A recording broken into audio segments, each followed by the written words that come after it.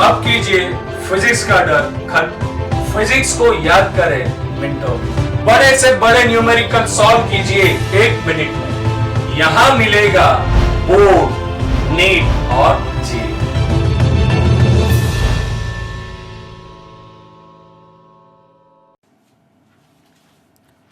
Numerical number 2.1.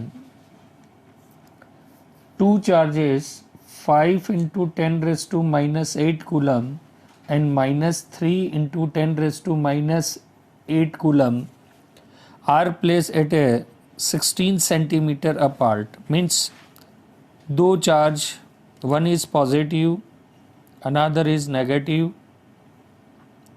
The value of A is given 5 into 10 raised to 8 coulomb and minus 3 into 10 raised to minus 8 coulomb. Distance between them is 16 centimeter.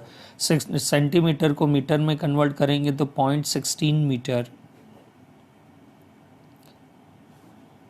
At what point on the line joining of two charges be electric potential is 0? इनकी जोड़ने वाली line joining of two charge at which point यानी कौन से point के ऊपर इसकी electric potential zero होगा. किस पॉइंट पर पोटेंशियल जीरो होगा फाइंड करना है. आइदर दिस डिस्टेंस और दिस डिस्टेंस. फिर से रिपीट करें क्वेश्चन को. हमारे पास दो पॉइंट लाइक चार्जेस है, दोनों की वैल्यू दी है, एक पॉजिटिव है एक नेगेटिव है. इनके बीच का डिस्टेंस भी दिया हुआ है हमें 0.16 सेंटीमीटर, जिसको आप किस में कन्वर्ट करेंगे मीटर में. इनकी जो लाइन जॉइनिंग है, at what point of line joining of two charges the electric potential is 0. Line joining charges के किस पॉइंट पर इलेक्ट्रिक पोटेंशियल 0 होगा. सिंपल क्वेश्चन है कि potential due to A and potential due to B. That means फिर से हम एक बार कंसिडर करें कि एक चार्ज दूसरा चार्ज, इस चार्ज को ए बोला, इस चार्ज को बी बोला, तो यहाँ पर ए और बी के कारण potential due to A and potential due to B resultant potential should be 0. Then we want to find this distance. हमें ये डिस्टेंस फाइंड करना है. दो चार्ज के बीच का डिस्टेंस आपको दिया है 0.16 मीटर. एक चार्ज की वैल्यू भी दी है, दूसरे चार्ज की वैल्यू भी दी है, और इनके बीच का डिस्टेंस भी दिया हुआ है 16 सेंटीमीटर यानी 0.16 मीटर. तो हमें बताना है इनकी लाइन जॉइनिंग के किस पॉइंट पर हमें पोटेंशियल 0 मिलेगा. इससे दो पॉइंट का एग्जिस्टेंस होगा, with in a 2 point charge and outside the charge. तो सबसे पहले हम फर्स्ट पॉइंट को डिस्कशन करेंगे कि मान लेते हैं कि हमें जो पॉइंट की ज़रूरत है वो point in between of that two charge, दो चार्ज के बीच में किसी पॉइंट पर हमें पोटेंशियल 0 मिलता है. तो लेट Q1 चार्ज, Q1 को हमने मान लिया 5 into 10 raise to minus 8, Q2 को हमने मान लिया -3 इंटू 10 रेज टू माइनस 8, और उनके बीच का डिस्टेंस AB जो है वो 16 सेंटीमीटर को हमने मीटर में कन्वर्ट करा 0.16 मीटर. एज्यूम दैट कि मान लेते कि हमारे पास जो पॉइंट मिल रहा है वो पॉइंट A से x डिस्टेंस पर है. इन दोनों के बीच का डिस्टेंस 0.16 है, तो ये डिस्टेंस हो जाएगा 0.16 माइनस x. केयरफुली आप ध्यान से देखें, इस डायग्राम को थोड़ा सा हम जूम करते हैं, आप आराम से उसको समझें कि हमारे पास A और B के बीच का टोटल डिस्टेंस है 0.16 मीटर. यहाँ से यहाँ तक का डिस्टेंस यदि हमने x मीटर लिया तो रिमेनिंग डिस्टेंस बिकम्स, बाकी बचा हुआ डिस्टेंस P से B तक का डिस्टेंस हो जाएगा 0.16 माइनस x मीटर. तो इस हिसाब से आप इजीली पोटेंशियल का फार्मूला लगा सकते हैं कि हमारे पास पोटेंशियल क्या आएगा. मान लेते कि पॉइंट P पर पोटेंशियल आपका 0 हो रहा है, पॉइंट P पर आपका पोटेंशियल 0 हो रहा है, तो पॉइंट P पर पॉइंट पी पर ए के कारण जो पोटेंशियल बनेगा उसको V1 भी बोल सकते हैं, VA भी बोल सकते हैं, और बी के कारण पी पर बनने वाला पोटेंशियल हमारे पास कितना जाएगा, वो पोटेंशियल हमारे पास जाएगा V2 भी बोल सकते हैं आप उसे, और V2 भी बोल सकते हैं। तो वैसे लिखा जाए कन्वीनियंट के लिए कि V is equals to V at P is equals to क्या हो जाएगा, V of A plus V of B। V of P 0 दिया हुआ है, यानी क्या हो जाएगा, V of A plus V of B।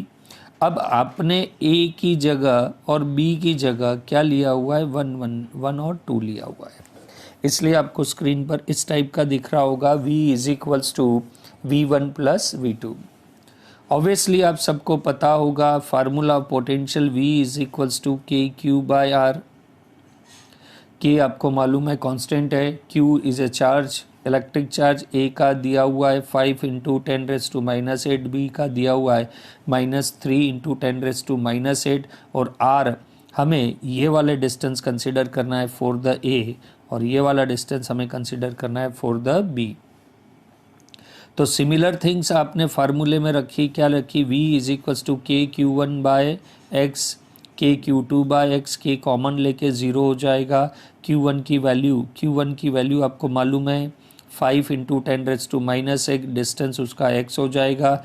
K common लेके 0 हो गया है। Q2 की वैल्यू है माइनस में, इसलिए ये प्लस किस में कन्वर्ट हो जाएगा, माइनस में।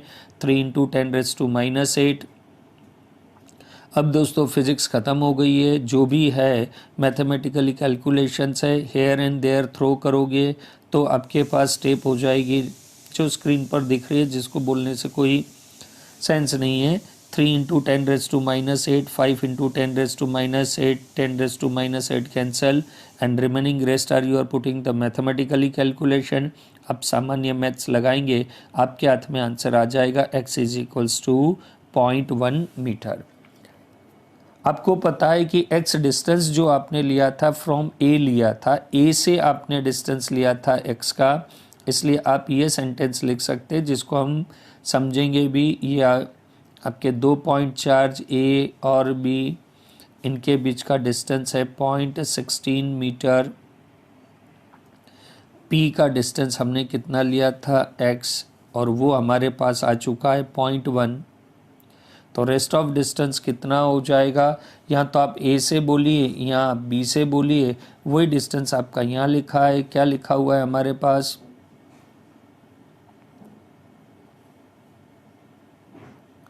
कि 0 from 0, it is 0 from the 0.1 metre from this charge, A से 0.1, तो B से कितना हो जाएगा, 0.16 में से आप इतना 0.1 माइनस कर देंगे तो 0.06 मीटर फ्रॉम द दिस, और यू से द 6 सेंटीमीटर।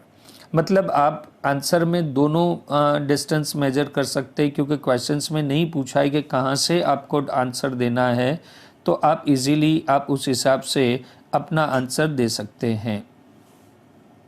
सेकंड पार्ट में हम क्वेश्चन में सेकंड पॉसिबिलिटी हमारे पास क्या रहेगी, सेकंड पार्ट की पॉसिबिलिटी ये रहेगी कि charge we are taking that, कि चार्ज हमारा P पॉइंट की तरफ जाए। चार्ज हमारा कहाँ जाएगा, P पॉइंट की तरफ जाएगा, और P का डिस्टेंस आप Q1 से x मान लेंगे तो B से उसका डिस्टेंस हो जाएगा x minus 16 centimetre. Point P पर अगेन पोटेंशियल आपका 0 हो जाएगा। मैथमेटिकली आप वैल्यू रखते जाएंगे Q1 Q2।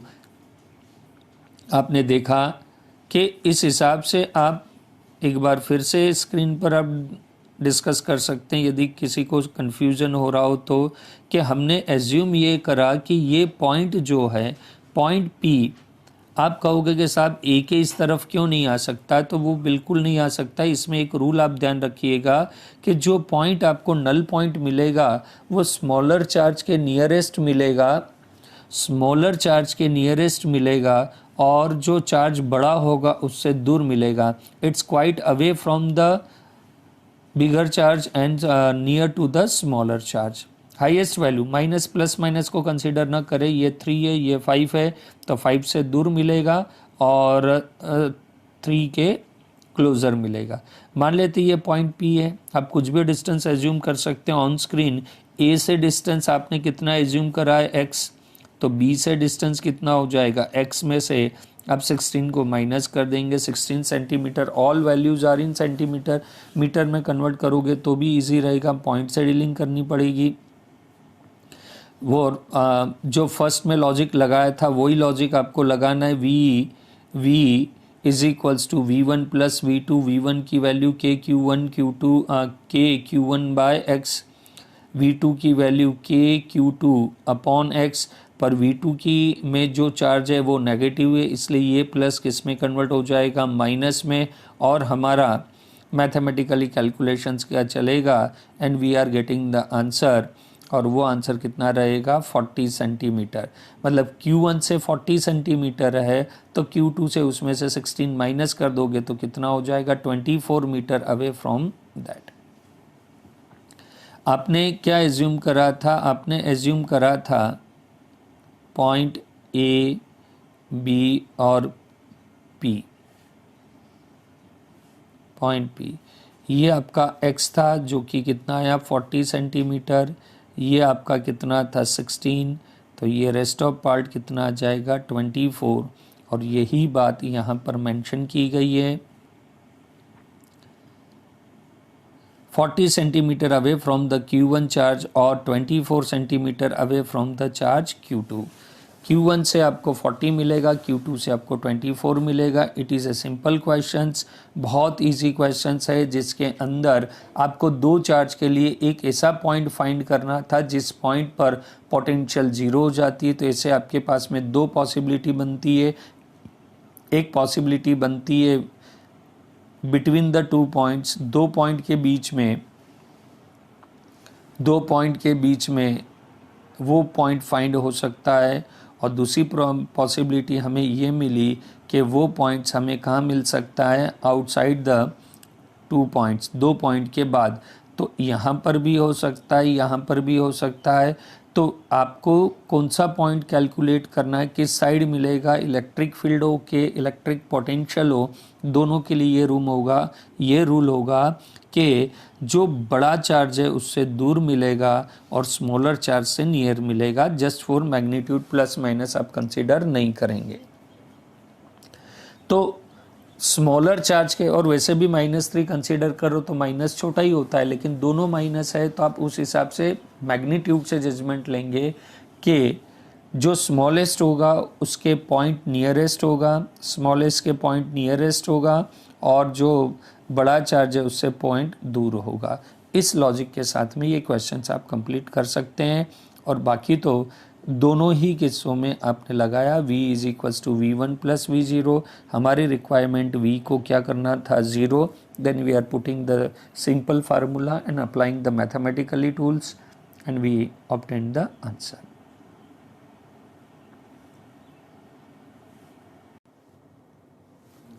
Question 2.2.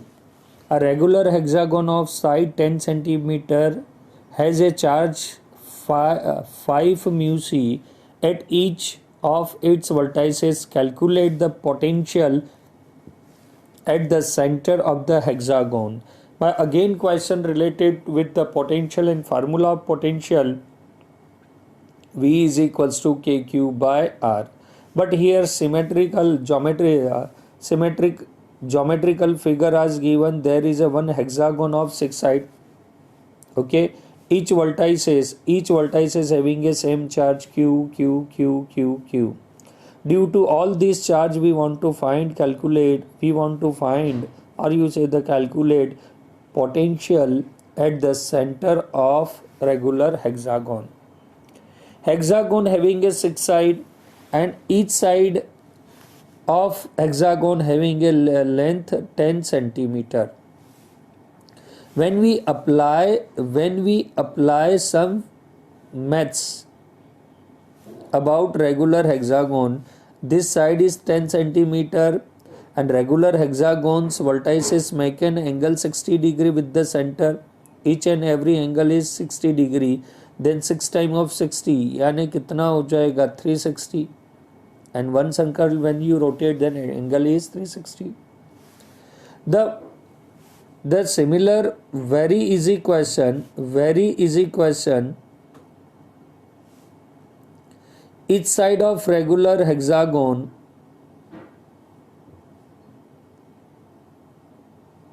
having a side 10 centimeter, then this form the equilateral triangle of regular hexagon. Equilateral triangle, okay, that means the distance from the center from all charge are equal. The vertices of each vertices having a charge 5 centimeter, 5 mu c, charge 5 mu c, and these are forms the regular hexagon, means distance from the vertices to the center are the same distance. This distance, these all the distance are same. Every vertex is having a equal charge. Distance are same, then all charge contribute same kind of potential kq by r, and charges are 6, 1, 2, 3, 4, 5 and 6. All charges having a same value means all the potential are the same, then total potential is a 6 time of the potential. The simple calculation, here we apply the simple geometry. Which kind of geometry? कि each and every her vertices का centre से distance equal होगा. That means her charge से point O equal distance पर है, यानी R आपका same हो गया. हर वर्टाइसेस पर आपने चार्ज सेम रखा है. कितना रखा है? 5 म्यू सी. तो हर चार्ज का पॉइंट O पर बनने वाला पोटेंशियल सेम होगा. Contribution by 1, contribution by 2, 3, 4, 5 and 6. Then total potential is equals to 6 times potential of due to one charge, that is the 6 into kq by r. Q is given, R is given. Put the value and apply simple maths, and answer is 2.7. 2.7 into 10 raised to 6 volt. It is very simple question based on geometry. Mathematical calculations are there. It is some kind of logic of regular hexagon and potential.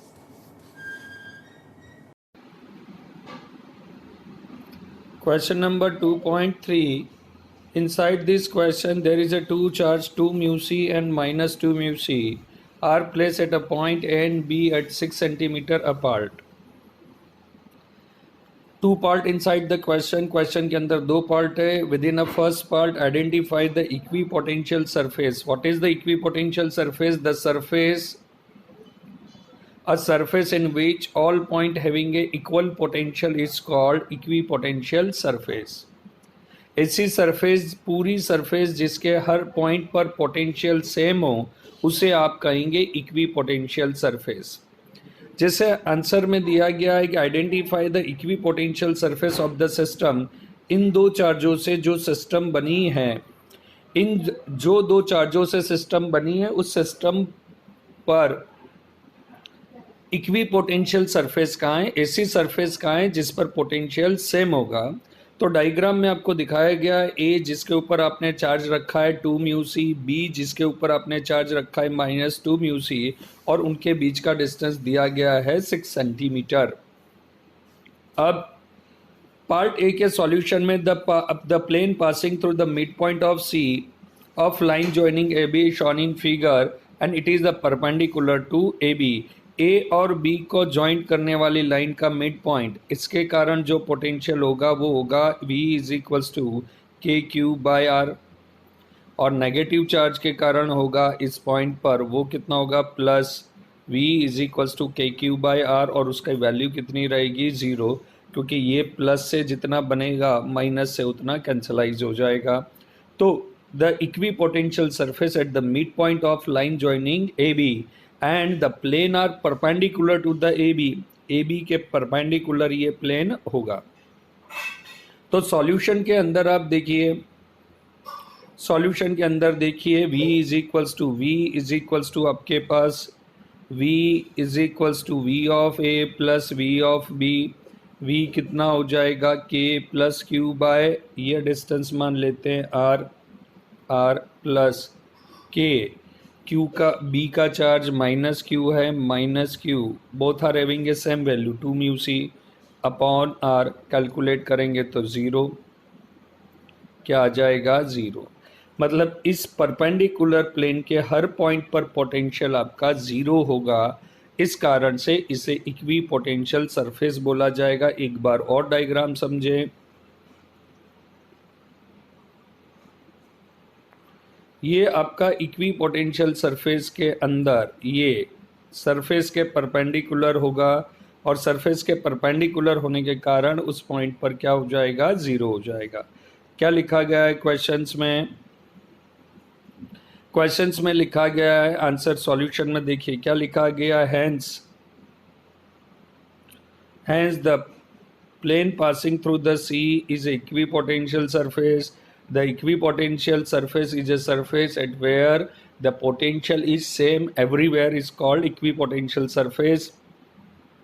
Electric potential energy at every point on the surface is 0. Her point पर उसका potential कितना होगा, 0। हम थोड़ी देर पहले diagram से discuss कर रहे थे कि ये हमारा ये दो चार्ज होगा, ये हमारा प्लेन होगा, और उस प्लेन पर पोटेंशियल आपको क्या मिलेगा, 0 मिलेगा। The second part of the questions, what is the direction of electrical field at every point of this surface. तो इस सरफेस पे इलेक्ट्रिक फील्ड का डायरेक्शन क्या होगा। हालांकि ये question related to first chapter, because electric field within a electric field on the surface is part of the first chapter, but this is the combination of two chapter। क्या लिखा, we know that the direction of electric field, आपको पता है positive charge से electric field outward होती है, और negative charge पर इलेक्ट्रिक फील्ड आपकी इनवर्ड होती है। तो 2 म्यू सी से इलेक्ट्रिक फील्ड जो पॉजिटिव चार्ज है, ये पॉजिटिव चार्ज से इलेक्ट्रिक फील्ड, ये पॉजिटिव चार्ज से इलेक्ट्रिक फील्ड इधर होगी, और नेगेटिव चार्ज के कारण इलेक्ट्रिक फील्ड इस डायरेक्शन में होगी। तो दोनों इलेक्ट्रिक फील्ड सी की तरफ ही बी की तरफ ही होगी। क्या लिखा गया है, we know that the direction of electric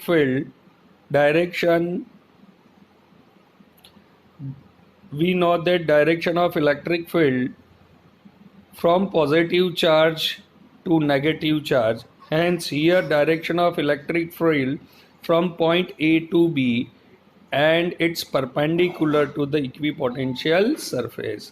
आपके पास ये दो चार्ज, ये चार्ज A जो कि पॉजिटिव है, चार्ज B जो कि आपका नेगेटिव चार्ज है।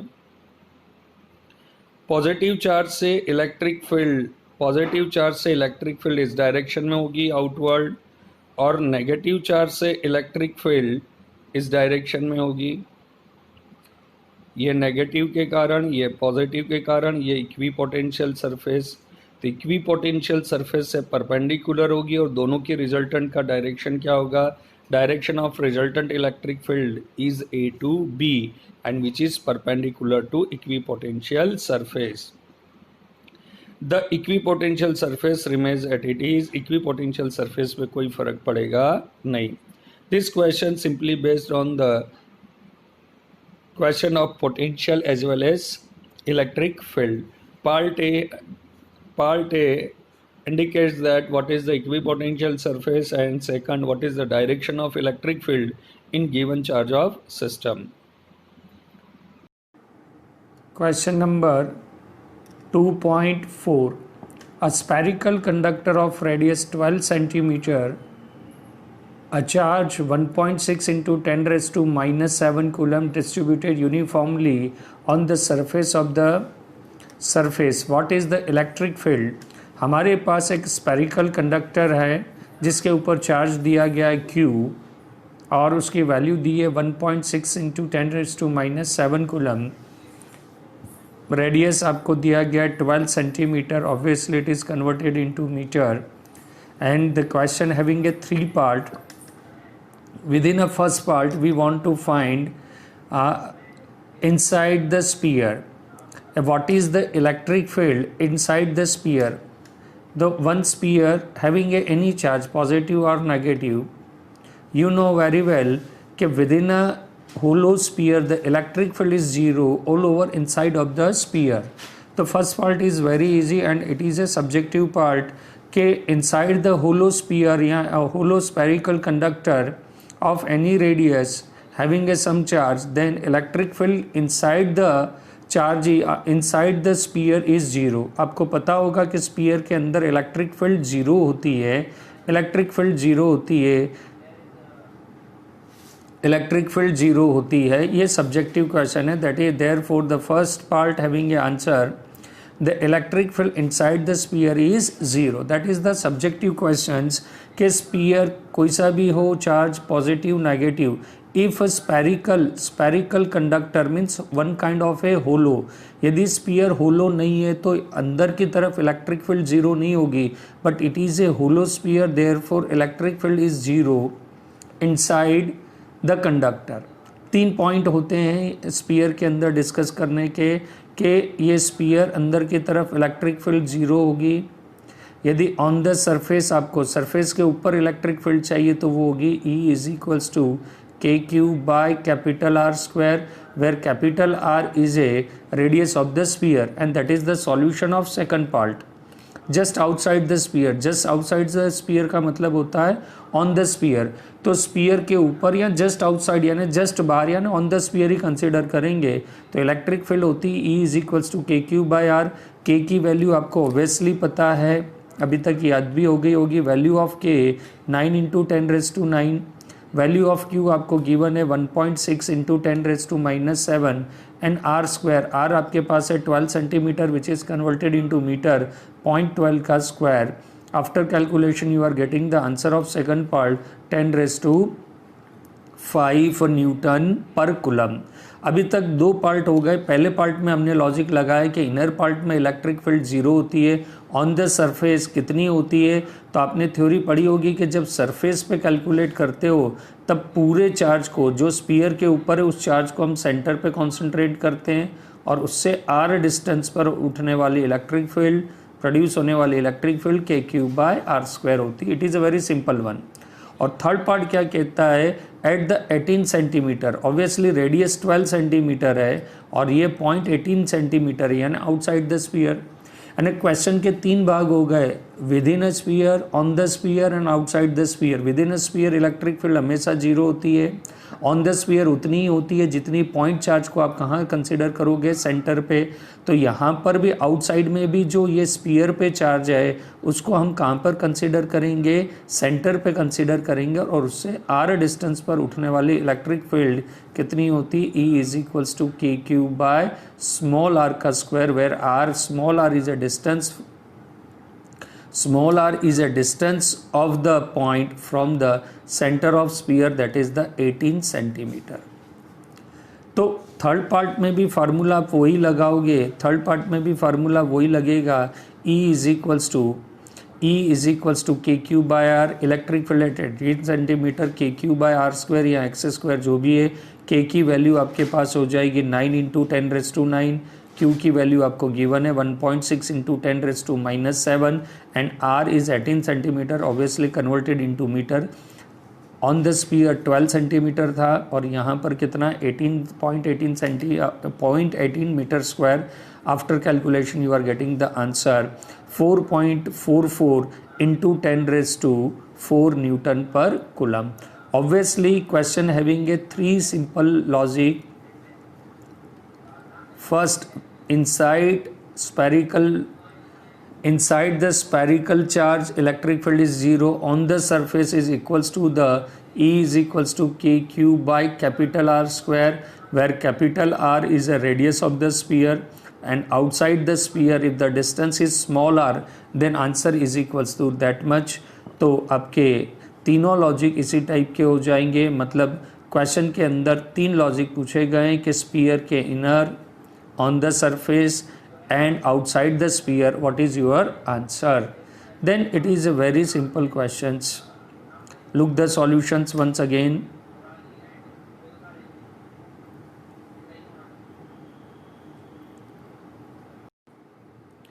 Question number 2.5, it is related with the parallel plate capacitor. A parallel plate capacitor with air between the plate has the capacitance at mu f and value of 8 pf and value of pf is given 10 raised to minus 12. 1 pf picofarad is equals to 10 raised to minus 12 farad. What will be the capacitance if the distance between the plate is reduced by the half and space between them is filled with the substance of dielectric constant K. Dielectric constant K means K is equals to 6. So dear friend, we having a one theory, parallel plate capacitor. If distance between plate is D, area of plate is A, and in between the plate is vacuum filled, then capacitance, value of capacitance is given by C0 is equals to epsilon A by D, where A is a area of plate and D is a distance between two parallel plate. Here C is equals to 8 pf is given to you, and question again, the one parallel plate capacitor whose distance between two plate is D, distance between two plate is D and area of plate A, and inside the medium between the plate is air, then C is equals to epsilon 0 A upon D. Same parallel plate capacitor, distance between plate is same, area is same. Now you are introduced one dielectric constant between the plate having a value K, then C dash is equals to Kc. The capacitance increase by K times. ये theory आपको पता होगी, जब capacitor की दो plate के बीच में डाइलेक्ट्रिक कांस्टेंट आप इंट्रोड्यूस कर देते हो तो कैपेसिटेंस इंक्रीज हो जाता है और उसकी वैल्यू होती है C dash is equals to Kc. C dash is equals to Kc. तो अब आप क्या करते हो कि कैपेसिटर की प्लेट को आप डिस्टेंस रिड्यूस कर देते हो, तो डिस्टेंस रिड्यूस करने पर कैपेसिटर की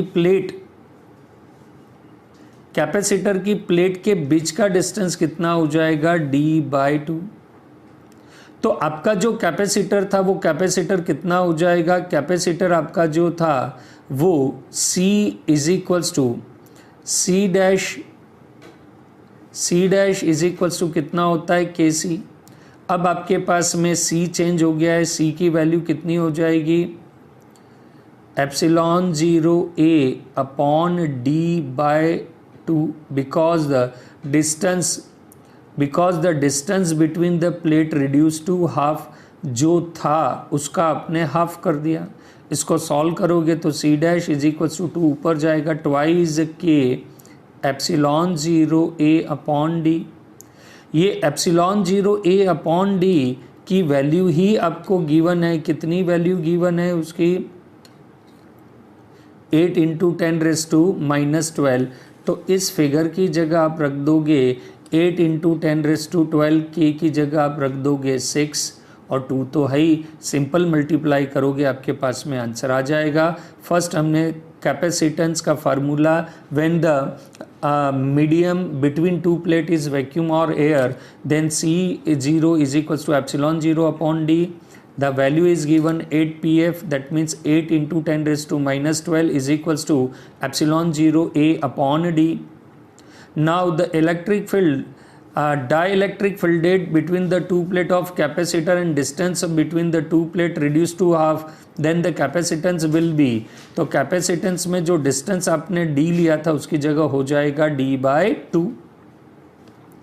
और मैथमेटिकली सॉल्व करेंगे, टू न्यूमरेटर से डिनोमिनेटर से न्यूमरेटर में जाएगा तो वो बन जाएगा ट्वाइस एप्सिलॉन 0 ए। सारी वैल्यू पुट करेंगे, मैथमेटिकली कैलकुलेशन करेंगे, आंसर आ जाएगा। हमारे पास सी एप्सिलॉन 0 ए की वैल्यू कितनी दी है, 8 इंटू 10⁻², 2 है, और डाई इलेक्ट्रिक कॉन्स्टेंट के आपको कितना दिया है, 6। मैथमेटिकली लगाएंगे 96 इंटू 10⁻12, 10⁻12 एफ को आप पिका फेराड कह सकते हैं। Then answer is C is equals to 96 pF. Simple दो फार्मूले के मिक्स से बनाए, एक तो C is equals to epsilon 0 A upon D, जब कैपेसिटर के बीच में दो पैरेलल प्लेट कैपेसिटर के बीच का मीडियम एयर हो तब आप उसको सुविधा के लिए C0 कह सकते हैं, और जब डाई इलेक्ट्रिक डालते हैं तो C dash is equals to KC। अब C0 नहीं लिया क्योंकि डाई इलेक्ट्रिक आ गया और इस समय इसकी प्लेट का डिस्टेंस भी हाफ करा है, तो आपका फाइनल फार्मूला हो जाएगा C dash is equals to K epsilon 0 A upon D by 2, जो यहाँ मेंशन करा है। सिंपल मैथ्स लगाएंगे, you getting the answer C is equals to 96 pf. Once again look the questions and solution.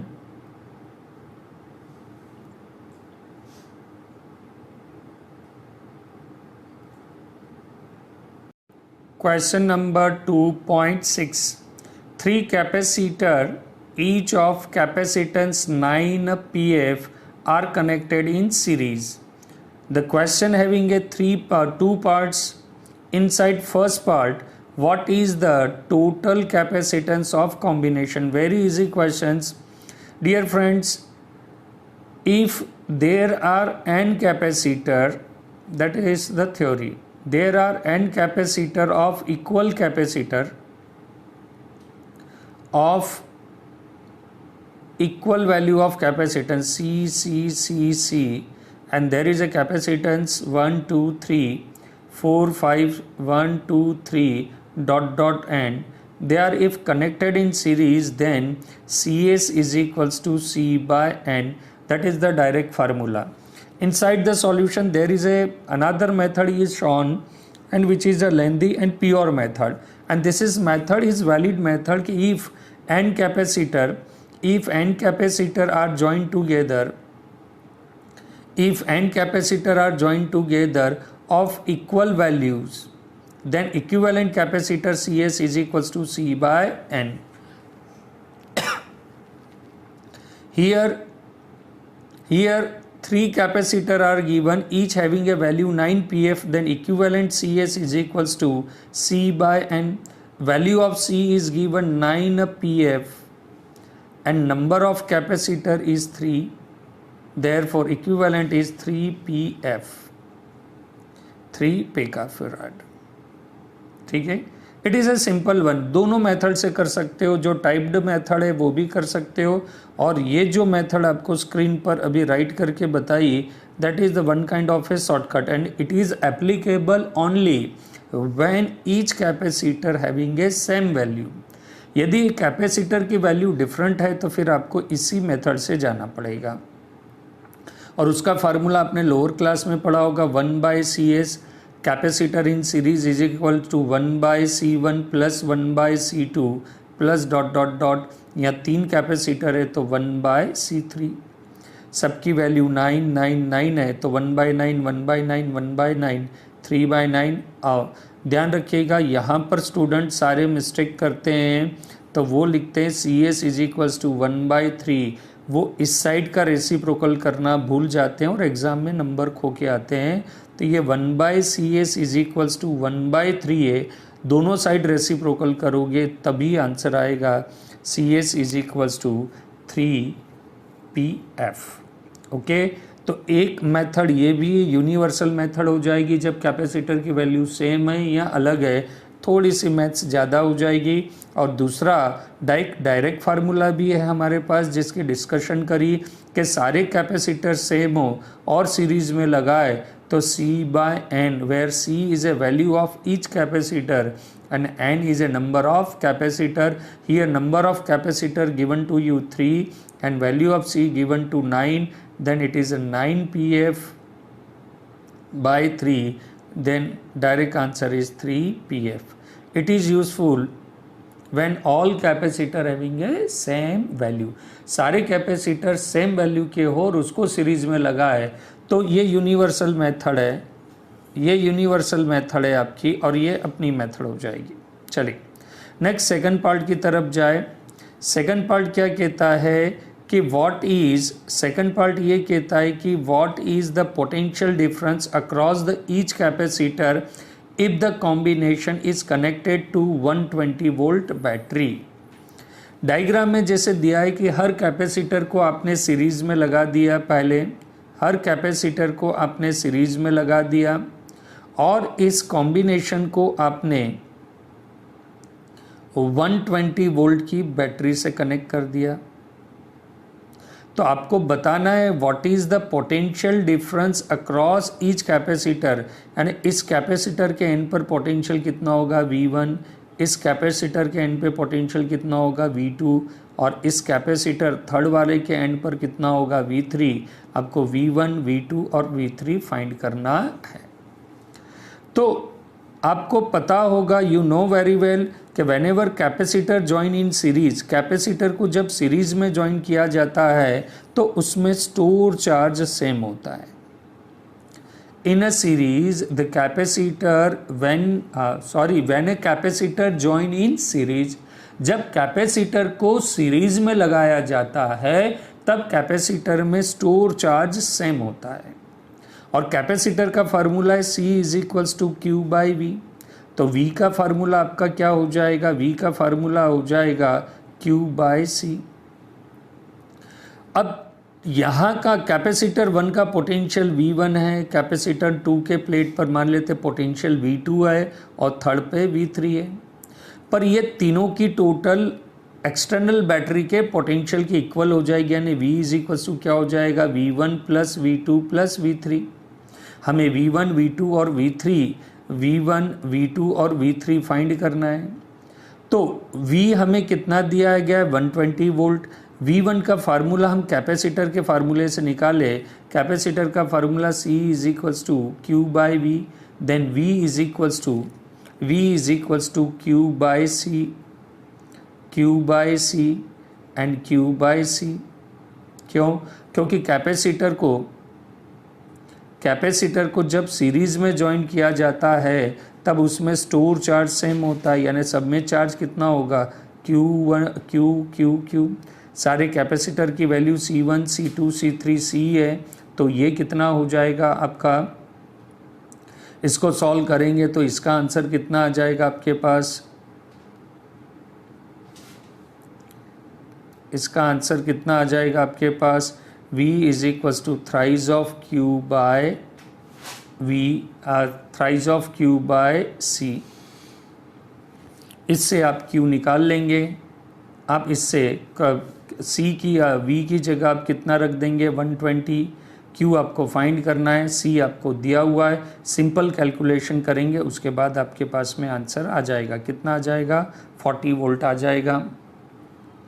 हमने ये जो मेथड स्क्रीन पर करी थी ये अल्टरनेट सेकंड मेथड करी थी, 2 मेथड है उसमें से हमने सेकंड मेथड करी थी V is equals to V1 plus V2 plus V3, 120 is equals to Q by C1, Q by C2, Q by C3, C1, C2, C3 are all are same, therefore 120 is equals to 3Q by C।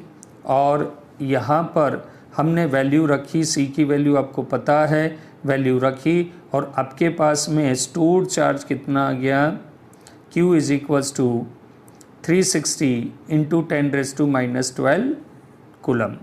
अब C is equals to V by Q होता है, तो V is equals to कितना हो जाएगा,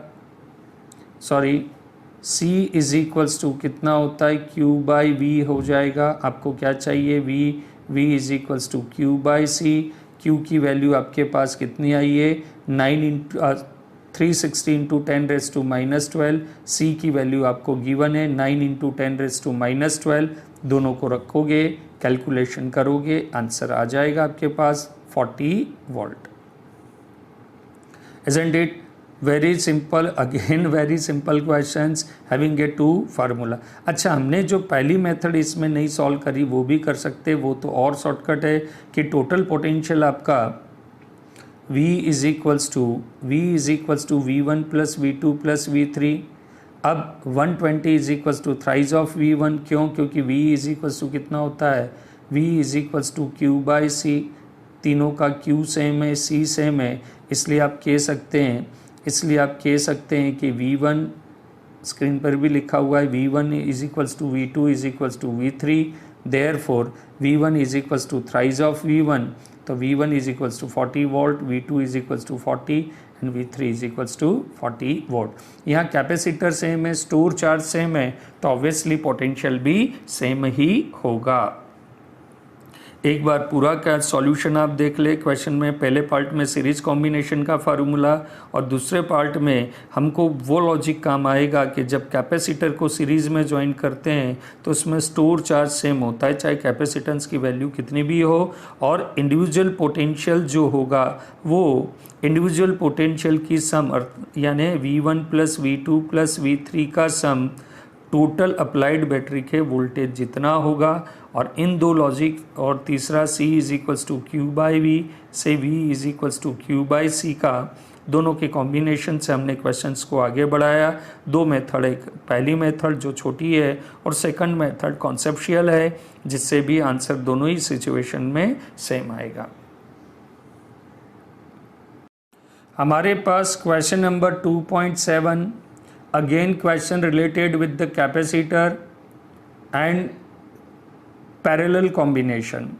previous question में आपने पढ़ा होगा 2.6 में तीनों कैपेसिटर सेम थे और उन्हें सीरीज में जोड़ा गया था, और इस क्वेश्चन में डिफरेंट है। 3 capacitor of capacitance 2 μF 2 PF 3 PF and 4 PF।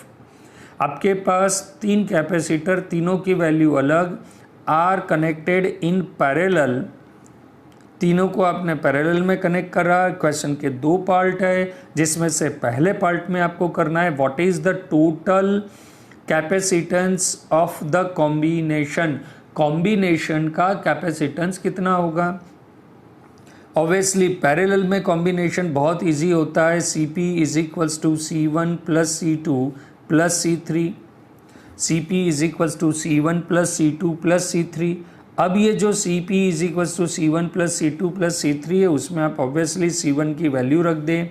C1 की वैल्यू आपके पास है 2 PF, C2 की वैल्यू आपके पास 3 PF एंड C3 की वैल्यू है 4 PF, और सिंपल मैथ्स लगा के आपके पास आंसर आ जाएगा 9 × 10⁻12 फैराड। ये पहला पार्ट कोई बड़ा टफ नहीं है, simply formula combination of capacitor in parallel. Now the next is part B, determine the charge। हमें चार्ज फाइंड करना है। आपको ध्यान हो तो लास्ट क्वेश्चन में हमें वोल्टेज फाइंड कर रहा था, इस क्वेश्चन में हम चार्ज फाइंड कर रहे हैं। Charge on each capacitor if the combination is connected to 100 volt battery. अब आपने कैपेसिटर को पैरेलल में करा और पैरेलल में करने के बाद आपको उसमें स्टोर चार्ज कैलकुलेट करना है। The capacitor store in capacitor is join in parallel, parallel में ज्वाइन करा और उसको 100 वोल्ट की बैटरी से। तो आपको मालूम है कि जब कैपेसिटर को आप पैरेलल में कनेक्ट करते तो उसके एंड का वोल्टेज सेम होता है, दैट मीन्स सभी का वोल्टेज कितना रहेगा, 100 वोल्ट। कैपेसिटर C1 के अक्रॉस वोल्टेज कितना हो गया, 100 वोल्ट। C2 के अक्रॉस कितना हो गया, 100 वोल्ट। और C3 के अक्रॉस भी कितना हो गया, 100 वोल्ट। तो ध्यान रखोगे कि कैपेसिटर जब सीरीज में होता है तो उसमें चार्ज सेम होता है, और जब कैपेसिटर को आप पैरेलल कनेक्ट करते हो तो उसके एंड का, दोनों के एंड का पोटेंशियल सेम होता है। If capacitor are joined in series, then charge are equal, and when capacitor are joined in parallel, then voltage are equal. तो यहाँ पर आप देखें कि C1 is equals to Q by C, Q1 C is equals to Q by V1, तो Q1 is equals to क्या हो जाएगा C1 V1। C1 की वैल्यू दी है, V1 आपके लिए कितना है 100 वोल्ट। सिमिलरली आपके पास क्वेश्चन कौन सा हो जाएगा, C2 के लिए क्या हो जाएगा आपके पास, C2 is equals to Q2 by V2, then Q2 is equals to C2 V2। और सिमिलरली आपके पास सेम होगा 3 के लिए भी, Q3 is equals to C3 is equals to Q3 by V3। After cross multiply आपके पास में जो स्क्रीन पर फार्मूला है वो लग जाएगा, C1 is equals to Q1 is equals to C1V, Q2 is equals to C2V and C3 is equals Q3 is equals to C3V। आपने यहाँ पर लाइन क्या मेंशन करी है, suppose Q1, Q2 and Q3, Q1, Q2 and Q3, Q1, Q2 and Q3 are charges of capacitor C1, C2, C3 respectively and supplied with 1 voltage. यहाँ पर एक line नहीं लिखी, आप लिख सकते हो when the capacitor join are parallel then voltage across the each capacitor are same. देखिए यहाँ पर V की वैल्यू सबके लिए कितनी रखी गई है, हमने 100 रखी है। तो pure question related with the capacitor combination of parallel combination में आपको याद हो गया होगा कि पैरेलल कॉम्बिनेशन में वोल्टेज सेम होता है जबकि सीरीज कॉम्बिनेशन में चार्ज सेम होता है। एक बार क्वेश्चन के सॉल्यूशन को आप देख लें।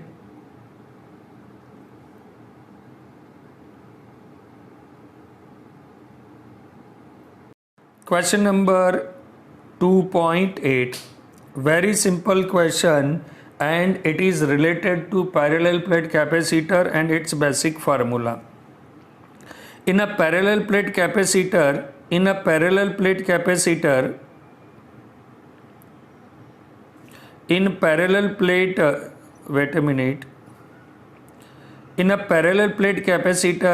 the air between the plates, plate के बीच में आपने एयर भरी हुई है। Each plate of area 6 × 10⁻³ metre square, यानी एरिया गिवन, प्लेट का जो एरिया है वो आपको दिया है। Distance between the plate is 3 millimetre, इनके बीच का जो डिस्टेंस है D इज इक्वल्स टू आपको दिया गया है 3 millimetre. Calculate the capacitance of the capacitor. पहले फर्स्ट पार्ट करें फिर सेकंड पार्ट को रीड करेंगे। तो सिंपल फार्मूला होता है C is equals to ε0/D। ε0 की वैल्यू होती है 8.854 × 10⁻²। एरिया आपको गिवन है 6 × 10⁻³ एंड डिस्टेंस D आपको गिवन है 3 मिलीमीटर, जिसको मीटर में कन्वर्ट करेंगे तो 3 × 10⁻³ after putting the mathematically calculation C0 nearly equals to 17.7 pf, that is nearly equals to 18 pf। 17.70 यानी नियरली 80 को राउंड ऑफ करके आपने 18 pf करा हुआ है। सेकंड पार्ट और उससे ज़्यादा इजी है। सेकंड पार्ट में क्या बोलता है क्वेश्चन के, if this capacitor connected with 100 volt battery, ये कैपेसिटर है आपको, इस कैपेसिटर को आपने 100 वोल्ट की बैटरी के साथ कनेक्ट करा हुआ है, इसकी वैल्यू है 100 वोल्ट और कैपेसिटर आपको आ गया नियरली इक्वल्स टू 18 pf। आपको क्या फाइंड करना है, what is the charge on each plate of capacitor. Her plate पर, इस पर जितना पॉजिटिव चार्ज होगा इस पे उतना नेगेटिव होगा और दोनों की वैल्यू सेम होगी। तो एक सिंपल फार्मूला है C is equals to Q/V।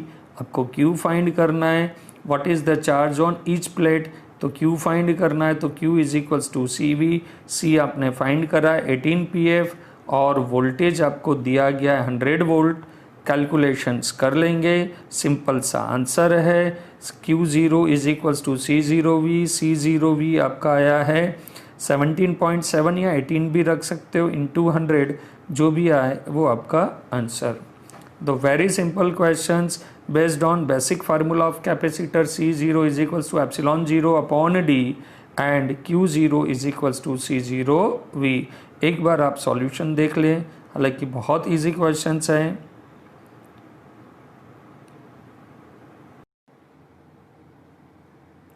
Question number 2.9. Explain what will happen if the capacitor of given exercise 2.8 यानी इसके प्रीवियस क्वेश्चन में आपके पास जो कैपेसिटेंस था उसके अंदर आपने 3 मिलीमीटर थिकनेस की एक सीट जिसका डाइलेक्ट्रिक कांस्टेंट 6 है उसको इंसर्ट कर दिया है, और उस समय इंसर्ट करने के दो अलग अलग केस दिए हुए। Case 1, while the voltage supplies remains constant connected, मतलब आपने जब कैपेसिटर, मतलब समझे आप डायग्राम के थ्रू कि आपका लास्ट क्वेश्चन 2.8 के अंदर आपके पास में एक कैपेसिटर था, उसको आपने किसी V वोल्ट की बैटरी से कनेक्ट कर दिया था जिसका वोल्टेज आपको याद होगा। लास्ट क्वेश्चन को एक बार और रीड कर लेंगे। इसका वोल्टेज था 100 वोल्ट। ये आपकी सिचुएशन लास्ट केस की थी। अब इसके अंदर बैटरी कनेक्टेड है और आपने डाइलेक्ट्रिक कांस्टेंट की वाली एक वैल्यू डाल दी कि पूरा का पूरा कैपेसिटर, क्योंकि आपने लास्ट क्वेश्चन में पढ़ा होगा कि पैरेलल प्लेट कैपेसिटर की प्लेट के बीच का गैप आपके पास कितना था, 3 मिलीमीटर। तो वो पूरा का पूरा 3 मिलीमीटर गैप आपने किससे भर दिया है, डाइलेक्ट्रिक से। तो उस समय उसके अंदर स्टोर होने वाला चार्ज आपको बताना है। तो कैपेसिटर जब चार्जिंग हो रहा है और उस समय डाइलेक्ट्रिक कांस्टेंट डाल दिया जाए तो स्टोर्ड चार्ज Q डैश की वैल्यू कितनी होगी आपको फाइंड करना है। तो Q dash is equals to कितना हो जाएगा, C डैश भी, क्योंकि वोल्टेज की बैटरी जो आपने सप्लाई करी उसका वोल्टेज चेंज नहीं हो रहा है। डाइलेक्ट्रिक डालने के बाद हो सकता है उसका डाइलेक्ट्रिक जिसका कांस्टेंट 6 है वो डालने के बाद हो सकता है नहीं होता ही है, C डैश चेंज हो जाएगा। तो C dash is equals to कितना हो जाएगा, KCV। C आपको मालूम है कि लास्ट उसमें हमारे पास कितना आया था, C0 18 इंटू 10⁻12। K की वैल्यू आपको दी गई है 6 और V आपको 100 वोल्ट दिया ही गया है, मल्टीप्लाई कर देंगे आपके पास आंसर आ जाएगा।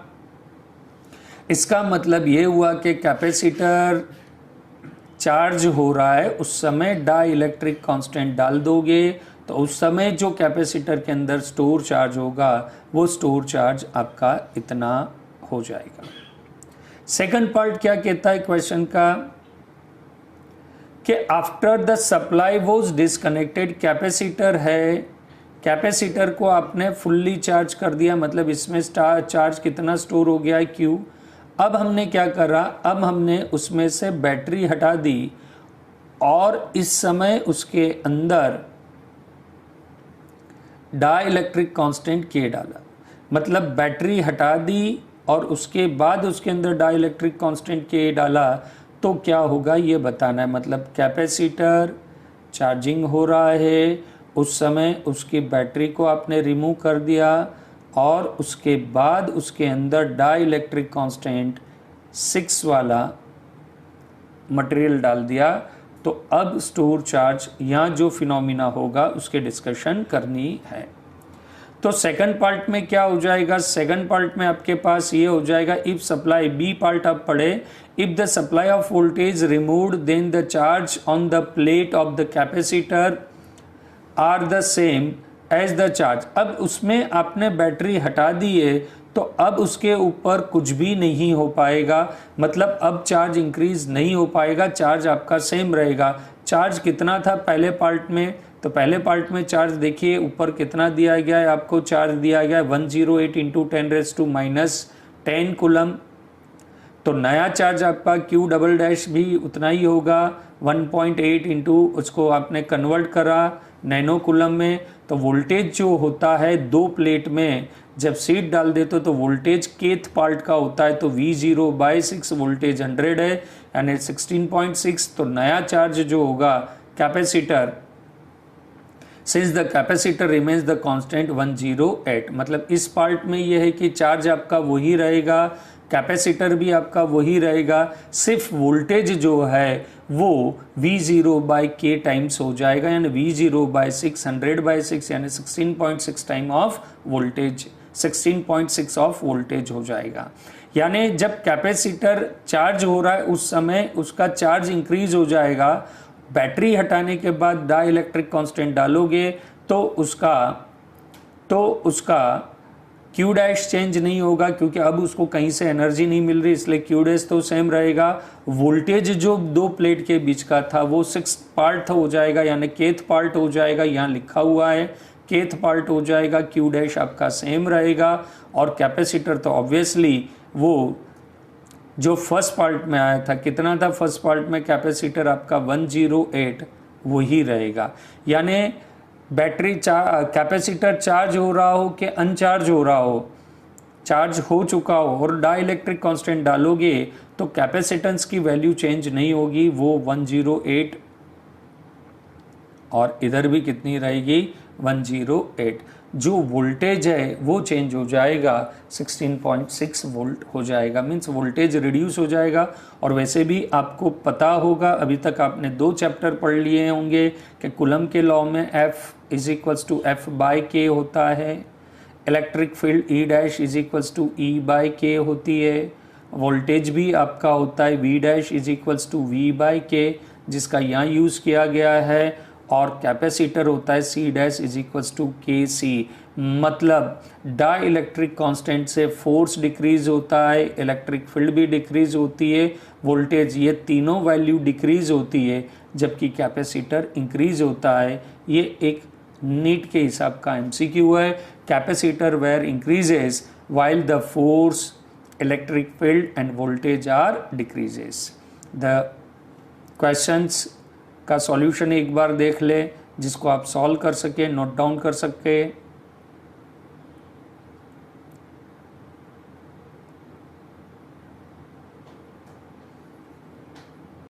क्वेश्चन नंबर 2.10 बहुत इजी, बहुत इजी क्वेश्चन है, सिंगल कॉन्सेप्ट बेस है और ये MCQ के फॉर्मेट में आ सकता है एग्जाम में। अ 12 PF capacitor connected with 50 volt battery, आपके पास एक कैपेसिटर है, उसको आपने एक 50 वोल्ट की बैटरी से कनेक्ट करा।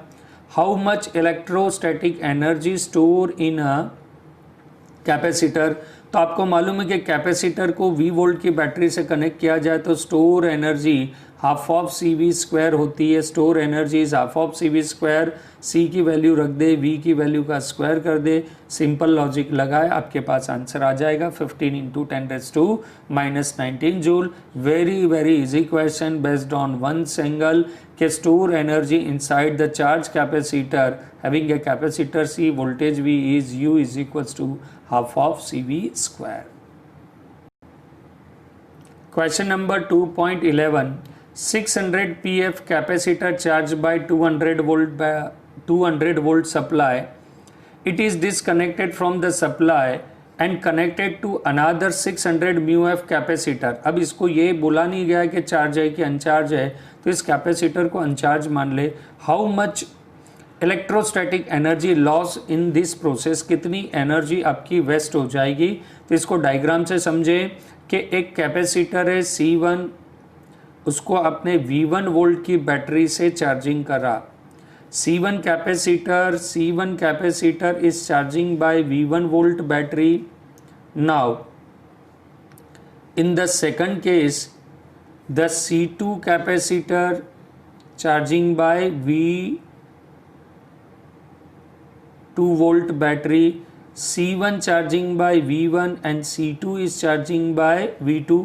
Both are disconnected from battery, दोनों को आपने बैटरी से हटा दिया and join with each other. That means इस टाइप का डायग्राम बनेगा। ये आपका कैपेसिटर C1 और दूसरा कैपेसिटर आपका हो जाएगा C2। इन दोनों को आपने ज्वाइन कर दिया कि C1 and C2 are join together. तो इसमें जो एनर्जी लॉस होगा, क्यों? क्योंकि एक के पास ज़्यादा चार्ज होगा, एक के पास दूसरा कम चार्ज होगा, मीन्स एक के पास एनर्जी ज़्यादा होगी, दूसरे के पास कम होगी, और दोनों को ज्वाइन करा तो उसमें जो एनर्जी लॉस होगी, उस एनर्जी लॉस का डायरेक्ट फार्मूला नीट में के हिसाब से और एग्ज़ाम पॉइंट ऑफ व्यू के हिसाब से ये IMP क्वेश्चन है। नीट में ये लॉजिक बहुत बार आता है। तो स्टोर्ड एनर्जी, लॉस एनर्जी का फार्मूला हो जाएगा आपका, लॉस एनर्जी का फार्मूला हो जाएगा U is equals to C1 C2 V1 minus V2 का square whole square upon twice of C1 C2। ये जो है पैरेलल, ये सीरीज का फार्मूला है। यानी आपको क्या करना है, अब V2 अब जैसे आपको पता है कि यहाँ पर C1 आपको दिया गया है 600 pf, C2 भी आपको दिया गया है 600 pf, ओके। V1 आपको दिया गया 200 वोल्ट, V2 के बारे में नहीं बताया गया है, तो आप जो 600 μF का सेकंड कैपेसिटर है उसको आप अनचार्ज कैपेसिटर मानेंगे, मतलब आपका V2 जो है वो 0 हो जाएगा। क्यों? क्योंकि उसने सेकंड कैपेसिटर को कितने से चार्ज करा है ऐसा बोला नहीं है, पर लिखा हुआ है अनादर, ये देखिए मेंशन करा हुआ है। क्या मेंशन करा हुआ है? अनादर अनचार्ज। अनचार्ज है मतलब उसका वोल्टेज, देखो यहाँ पर भी लिखा हुआ है कि उसका वोल्टेज कितना हो जाएगा, 0 हो जाएगा। तो एक सिंपल से फार्मूले में आपको लगना है C1 C2 into V1 minus V2 का whole square upon twice C1 C2, V2 आपका 0 हो जाएगा। बाकी सारी वैल्यू आपको दी हुई है, इससे आपके पास में आंसर आ जाएगा। एग्ज़ाम पॉइंट ऑफ व्यू से या NEET of point of view से ये क्वेश्चन बहुत ही ज़्यादा IMP है, ध्यान से करें, ठीक है। स्पेशल फार्मूले के बेस पर जो भी क्वेश्चंस होते हैं वो IMP कंसीडर होते हैं बोर्ड की एग्ज़ाम या आपके नीट और जी की एग्ज़ाम के लिए। Question number 2.12, a charge of 8 mc is located at origin, यानी ओरिजिन पर आपने एक चार्ज रखा हुआ है। कैलकुलेट द वर्क डन, आपको वर्क कैलकुलेट करना है in taking a small charge, एक छोटे से चार्ज जिसकी वैल्यू दी गई है 2 × 10⁻⁹ coulomb. It's moved from the point P to Q and Q to R. Some coordinate is given 0, 0, 3. Q is equals to 0, 4, 0 and R is a 0, 6, 9. अब आपको पता है कि 0, 0, 3 centimetre means this point in on a Z axis. This is in between the middle and R is point located on the Y axis. Look the diagram, value of work done W is equals to होता है Q into delta V, यानी W is equals to Q delta V यानी potential of final point minus potential of initial point। जो value of work done है is depends on initial and final position is does not depends on path, ये path पे depends नहीं करता है। मतलब आप डायग्राम में समझे कि ओरिजिन पर आपने किसी चार्ज को रखा हुआ है, एक माइनस चार्ज को आप यहाँ से यहाँ ले गए और यहाँ से यहाँ लाए, तो आपको वैल्यू ऑफ वर्क डन निकालना है। तो जैसे आपको पता है कि value of work done is depends on initial and final position, मतलब इस और इस पोजीशन पर ही डिपेंड्स करेगा। आप चार्ज को कहीं से भी घुमा के लाए, इन सभी में वैल्यू ऑफ वर्क डन क्या होगा, same, if initial and final point are same. ऐसा क्यों? तो हमारे पास आंसर है because electric field is a, जैसे ग्रेविटेशनल फील्ड है वैसे ही आपकी इलेक्ट्रिक फील्ड है। ग्रेविटेशनल फील्ड में value of work done is depends on initial and final position as well as with in a electric field value of work done is depends on initial and final position. That means such type of field is called, इस type की field को कहते हैं conservative field. Gravitational field भी आपकी conservative field है और electric field भी कंजर्वेटिव फील्ड है, और इस फील्ड में वैल्यू ऑफ वर्क डन सिर्फ इनिशियल और फाइनल के ऊपर डिपेंड्स होता है। मतलब इनिशियल पॉइंट यानी P पॉइंट का पोटेंशियल और फाइनली आपका Q पॉइंट का है, तो W का फार्मूला हो जाएगा Q यानी कौन सा चार्ज जो आप मूव कर रहे हो, स्मॉल q, यहाँ पर जो चार्ज होगा उसको कैपिटल Q कहूँगा। तो ये फार्मूला होता है W is equals to Q into delta V, यानी W is equals to Q delta V हो जाएगा final minus potential of initial. W is equals to Q, final point मेरा कौन सा है, point Q is my final point, तो VQ minus VI, initial point मेरा कौन सा है, P पॉइंट, तो माइनस VP। तो सिंपल सा कैलकुलेशन हो गया मेरे पास, W is equals to Q, जिस चार्ज को चलाया, potential of Q minus potential of point P। अब ये जो पोटेंशियल डेवलप हो रहा है, ये पोटेंशियल किस चार्ज से डेवलप होगा? तो ये जो पोटेंशियल है वो इस चार्ज से डेवलप होगा। कौन से चार्ज? जो ओरिजिन पर है। तो W is equals to Q क्या हो जाएगा? के क्यू बाय डिस्टेंस, कहाँ का डिस्टेंस? P पॉइंट का, minus K Q by, sorry distance किसका आ जाएगा? Q पॉइंट का, और ये डिस्टेंस किसका आ जाएगा? P पॉइंट का। Q पॉइंट का डिस्टेंस हो जाएगा 4 और P पॉइंट का डिस्टेंस हो जाएगा 3, और इसी हिसाब से आप मैथमेटिकली सॉल्यूशन आगे बढ़ाएंगे। देखिए यहाँ पर क्या लिखा गया है? W is equals to Q into V Q minus V P. V Q is a final point and V P is a initial point. अब इसका फार्मूला लगाया आपने, इसका फार्मूला लगाया Q0 KQ bye R2। R2 और R1 आपके respectively इस हिसाब से हो जाएंगे। R2 आपका, R1 हो जाएगा आपका 3 सेंटीमीटर और R2 आपका हो जाएगा 4 सेंटीमीटर, जिसको फार्मूले में आप वैल्यू रखेंगे और आपका आंसर आ जाएगा 1.2 जूल।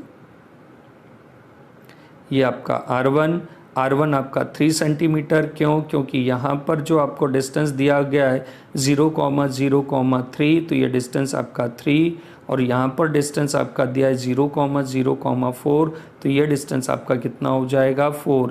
यानी R1 R2 आपके, ये R1 आपका हो जाएगा 3 एंड R2 हो जाएगा 4। इक्वेशन में वैल्यू रखेंगे तो आंसर आपका आ जाएगा W is equals to 14.4 by 12 यानी 1.2 जूल। सिंपल सा लॉजिक है। क्या लॉजिक लगाया हमने कि वैल्यू ऑफ वर्क डन, क्या लिखा है सॉल्यूशन में? The work done for the bringing a charge from a one point to other is path independent because electric field जो है कंजर्वेटिव फील्ड है, therefore it is independent of path, hence the work done from the P to Q। आप intermediate path को consider नहीं करेंगे, आप सिर्फ consider करेंगे initial and final position. Therefore W is equals to V0, W is equals to Q0 into VQ minus VP। ये आपका answer हो जाएगा। यानी सिंपल कैलकुलेशन में आपको बस ये ध्यान रखना है कि इंटरमीडिएट पाथ डिपेंड्स नहीं करता है, क्योंकि इलेक्ट्रिक फील्ड कंजर्वेटिव, ये डिस्टेंस 4 है, ये डिस्टेंस आपका 3 है, तो फाइनल पॉइंट का डिस्टेंस 4 है, इनिशियल पॉइंट का डिस्टेंस 3 है, तो उस हिसाब से आपने कैलकुलेशंस को आगे बढ़ाया और यहाँ पर वैल्यू रखेंगे। देखिए आपका फाइनल डिस्टेंस 3 है, इनिशियल डिस्टेंस, फाइनल डिस्टेंस 4 है, इनिशियल डिस्टेंस 3 है, और फिर मैथ्स अप्लाई कर देंगे तो आपका आंसर आ जाएगा। That is your solutions.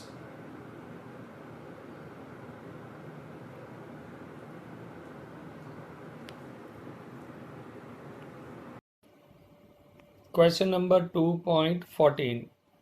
Two tiny spheres carrying a charge of 1.5 mu c and 2.5 mu c located at 30 centimetre apart. दो चार्ज है, दोनों चार्ज एक दूसरे से 30 सेंटीमीटर अपार्ट दिए हुए हैं। हमें find the potential and electric field.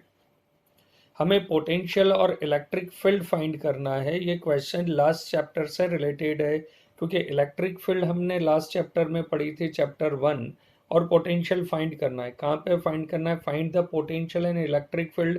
दो चीज दी हुई है in first part. Eight the mid point of the line joining them, दोनों को लाइन ज्वाइन करने वाली, दोनों के बीच का डिस्टेंस 30 सेंटीमीटर है।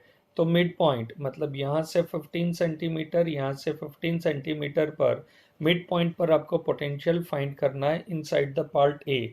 पार्ट ए के अंदर आपको पोटेंशियल फाइंड करना है दो चार्ज से मिले हुए सिस्टम से। Potential is a scalar quantity, therefore the normal sum V is equals to V1 plus V2, or first charge is 1.5 mu c and second charge is 2.5 mu c, and formula of potential V is equals to KQ by R square। तो simply addition है इस question में और कुछ नहीं है। तो V is equals to V at O is equals to V1 plus V2, V is equals to V1 plus V2, V की प्लेस पर उसका formula Q1 by R1 plus K Q2 by R2, both are the same one. Okay, put the value taking a K common outside that.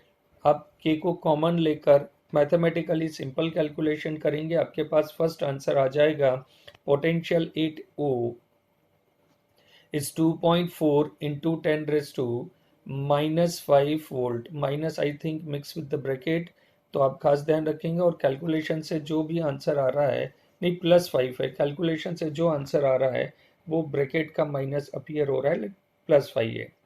Okay, तो आपके पास में potential is a scalar quantity, therefore it is a simple sum V is equals to V1 plus V2। अब आपको second part जो है questions का, second part में at the electric field at the mid point of line joining two charges, यानी potential तो find कर दिया, इलेक्ट्रिक फील्ड फाइंड करना है। इलेक्ट्रिक फील्ड वेक्टर क्वांटिटी है, इसलिए उसका डायरेक्शन इसेंशियल है, डायरेक्शन पे डिस्कशन करनी पड़ेगी। ये दो ए के कारण मिड पॉइंट पर पॉजिटिव चार्ज है, इसलिए ए के कारण आपका जो पोटेंशियल होगा वो पोटेंशियल कहाँ होगा, आउटवर्ड होगा। ए के कारण आपका जो भी पोटेंशियल होगा वो क्या होगा, आउटवर्ड होगा। और सिंपली दोनों का इलेक्ट्रिक फील्ड एक दूसरे के अपोजिट डायरेक्शन में होने से माइनस हो जाएगा। अब देखिए यहाँ पर ए के कारण इलेक्ट्रिक फील्ड इस डायरेक्शन में है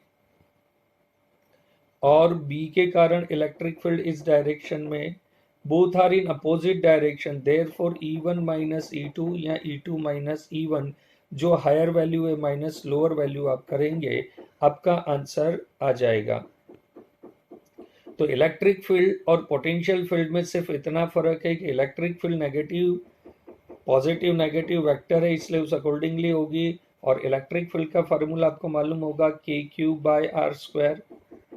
देन E2 minus E1 आपके पास में आंसर आ जाएगा, इसलिए वैल्यू सब्सटीट्यूट कर देंगे, आप वैल्यू सब्सटीट्यूट कर देंगे, आपके पास में आंसर आ जाएगा। यहाँ से K कॉमन ले ले, Q2 by R2 का स्क्वायर, Q1 by R1 का स्क्वायर, वैल्यू सब्सटीट्यूट कर देंगे, आ जाएगी electric field higher minus lower. और इलेक्ट्रिक फील्ड का आपका रिजल्टेंट जो डायरेक्शन है वो आपका इस हिसाब से हो जाएगा 4 into 10⁵ वोल्ट पर मीटर, और फ्रॉम 2.5 मीटर टू 1.5। ऑब्वियसली यहाँ पर चार्ज ए आपका स्ट्रॉन्ग है, बी आपका लेस है, तो ये इलेक्ट्रिक फील्ड ई के कारण वीकर होगी, और सॉरी बी के कारण वीकर बनेगी, और ए के कारण स्ट्रॉन्ग बनने से रिजल्टेंट इलेक्ट्रिक फील्ड का जो डायरेक्शन होगा वो direction obviously A to B होगा। तो ये आप मेंशन करें। Second part of the question, at a point 10 centimetre of the mid plane, part B. आप देखिए पार्ट बी में आपको क्या करना है, पार्ट बी में करना at the point 10 centimetre from this mid point in a plane normal to the line joining and passing through the mid point. यहाँ पर अ पॉइंट है, a point 10 centimetre from this mid point, इस mid point से 10 metre की दूरी पर in a plane normal to the line joining them, यानी आप डायग्राम देखें तो मिड पॉइंट से जाने वाला जो नॉर्मल है, ये आपके दो चार्ज का ये मिड पॉइंट का से ये जो नॉर्मल होगा, इस नॉर्मल पर 10 सेंटीमीटर का डिस्टेंस पर यहाँ अलग से बना, ये आपके दो चार्ज के मिड पॉइंट से पास होने वाला जो चार्ज है, मिड पॉइंट से जो पास होने वाला चार्ज है, वो चार्ज मिड पॉइंट से जो चार्ज पास होगा, सॉरी मिड पॉइंट से जो प्लेन पास होगा, उस प्लेन से 10 सेंटीमीटर अबव आपको जो पॉइंट है उसके ऊपर आपको कैलकुलेशन करना है, उसके ऊपर आपको कैलकुलेशन करना है। तो सिंपल कैलकुलेशन है, पोटेंशियल स्केलर क्वांटिटी है और पोटेंशियल के लिए आपको ये डिस्टेंस AP मेजर करना होगा, जिसके लिए आप पाइथागोरस लगाएंगे। अब पाइथागोरस लगाएंगे तो Pythagoras 0.18 centimetre means AP distance आपका डायग्राम में जो एपी डिस्टेंस है, डायग्राम में ये जो एपी डिस्टेंस है 10 और 15 सेंटीमीटर से पाइथागोरस लगाएंगे आप, तो आपके पास में आंसर आ जाएगा 0.18 metre means this distance is 0.18, this distance is 0.18, therefore no change in potential calculation. Potential is a vector quantity and you are apply the simple calculation. Vp is equals to kq, k q1 upon ap, k q2 upon bp, 0.18 and simple mathematic. हमारे पास में ये दो charge mid point यानी 13 का mid point 10 15,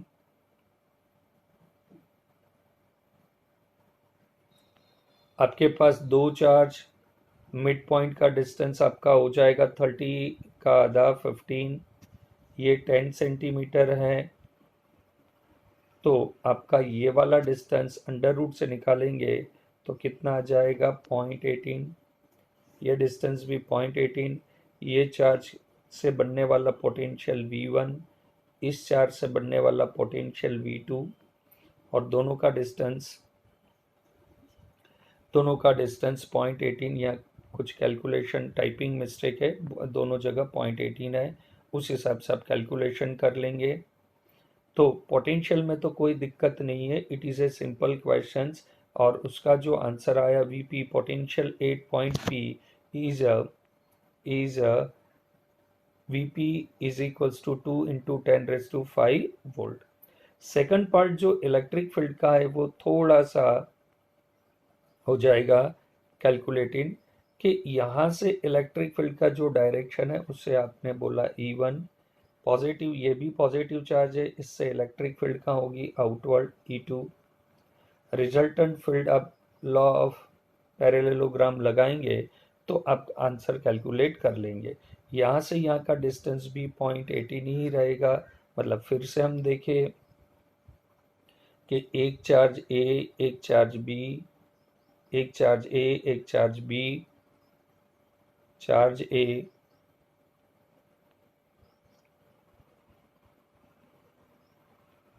charge A, charge B, यहाँ से इसकी electric field होगी E1, डिस्टेंस आपका हो जाएगा 0.18 पॉइंट के लिए, यहाँ से आपकी इलेक्ट्रिक फील्ड हो जाएगी E2। ये दोनों डिस्टेंस, ये डिस्टेंस भी 0.18 है, ये डिस्टेंस भी 0.18 है, ये चार्ज की वैल्यू दी है, ये चार्ज की वैल्यू दी है और रिजल्टेंट जो आपकी इलेक्ट्रिक फील्ड होगी वो resultant electric field law of parallelogram से निकाली जाएगी। तो आप 1 बाय 1 E1 E2 को कैलकुलेट करें। देखिए सॉल्यूशन, ये आपका E1 KQ by R square, K की वैल्यू मालूम है आपको, Q1 की वैल्यू आपको पता है 1.5 और 0.18 का स्क्वायर। Simple similar way you are calculate the point electric field at a point P due to charge Q2 charge से आप कैलकुलेट करोगे, उसका फार्मूला भी आप लगाएंगे, सेम फार्मूला होगा E2 is equals to K Q2 BP का स्क्वायर, जो कि यहाँ पर आपको वो आएगी 0.18, K की वैल्यू Q की वैल्यू रख के कैलकुलेट कर लेंगे, आंसर आ जाएगा। अब जो सेकंड कैलकुलेशंस हैं वो पाइथागोरस के लॉ ऑफ पैरेललोग्राम के लिए हमें उनके बीच का एंगल कैलकुलेट करना पड़ेगा।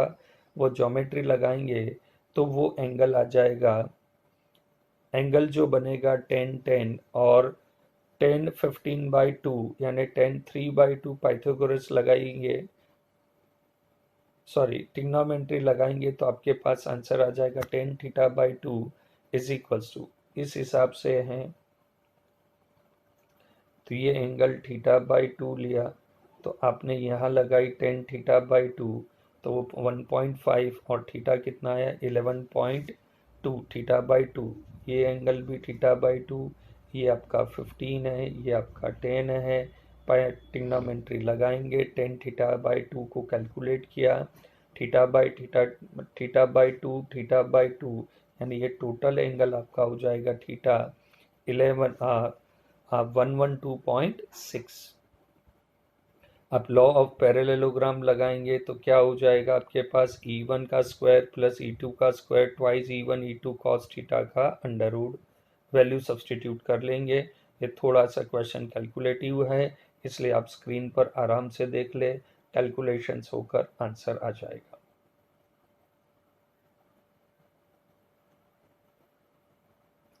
और ये जो अल्फा कैलकुलेट कर रहा है, रिजल्टेंट फिल कितना एंगल बनाएगी उसके लिए टेन अल्फा का फार्मूला लगाया है, क्योंकि वेक्टर क्वांटिटी है इसलिए उसकी कैलकुलेशन इसेंशियल हो जाती है।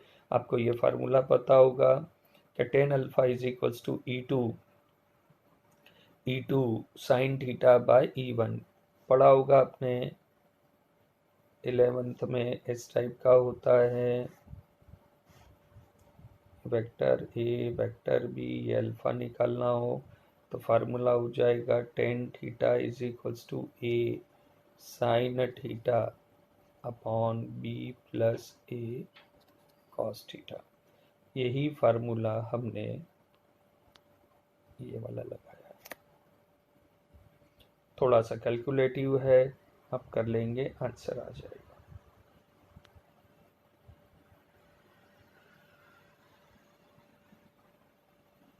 अल्फा और बीटा दोनों एंगल निकाले कि इस दो इलेक्ट्रिक फील्ड है तो आप किसी के भी रिस्पेक्ट में निकाल सकते हो।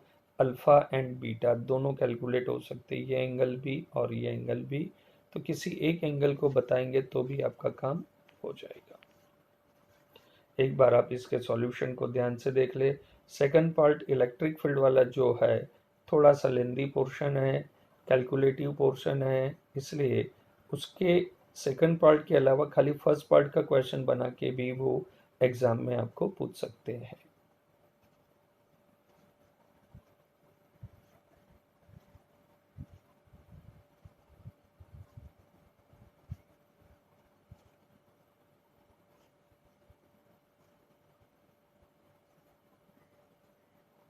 बीटा भी कैलकुलेट ना करे तो भी चले, बीटा कैलकुलेट करे तो भी, खाली भी अल्फा तक कैलकुलेट करके भी आप अपना आंसर रख सकते हैं। अब कीजिए फिजिक्स का डर खत्म। फिजिक्स को याद करें मिनटों में, बड़े से बड़े न्यूमेरिकल सॉल्व कीजिए 1 मिनट में। यहां मिलेगा बोर्ड, नीट और जी।